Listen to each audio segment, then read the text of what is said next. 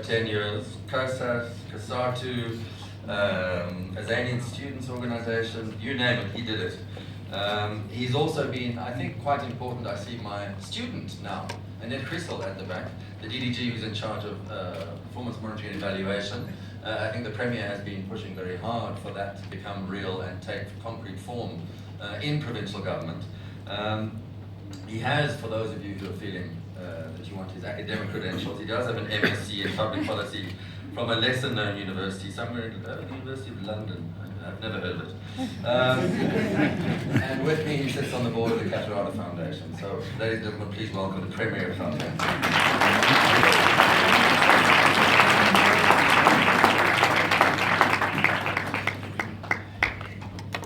Thank you very much, Professor David Everett, for the introduction.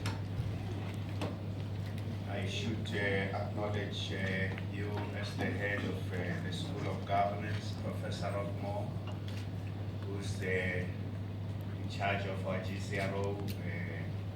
I saw Professor Patrick Fitzgerald also earlier on, the former Speaker of Parliament.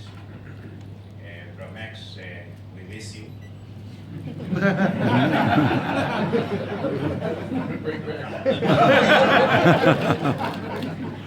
I think that the Speaker of Parliament would certainly wish she should have been the Speaker in the most peaceful time, and then you should be the Speaker now.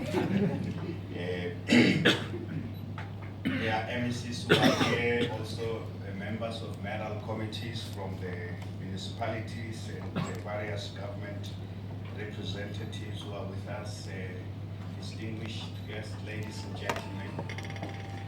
It's a great honor for me to share with you something I said outside the country last month. Because what I'm going to talk about is principally what I spoke about at Lancaster University in April. The question mark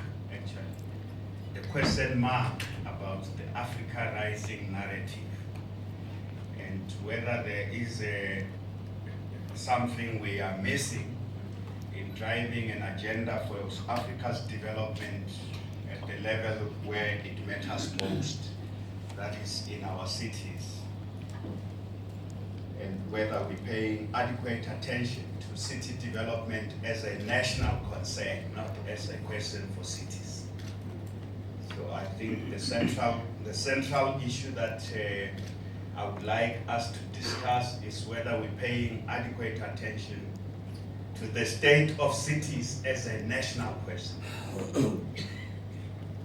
And the reason we should pay attention to the state of cities as a national question, not as a city question, is because cities everywhere in the world, and increasingly in Africa and Asia, where the urbanization rate is going to be highest in the next few years, cities have become the most important pillars of the nation state, the most important pillars of national economies, the most important sides of the global economy. So they are pretty important. It may be that in our case and elsewhere in the continent, that the level is still different, but there's no question elsewhere in the world that what is really called the national economy is something of the 20th century. That the city's economy has become profoundly important. So in a period like in our country, when we have experienced problems with the rating, we had a downgrade, we should be pretty happy when there are two cities in the Gauteng city region, just in the last week, that have received upgrades.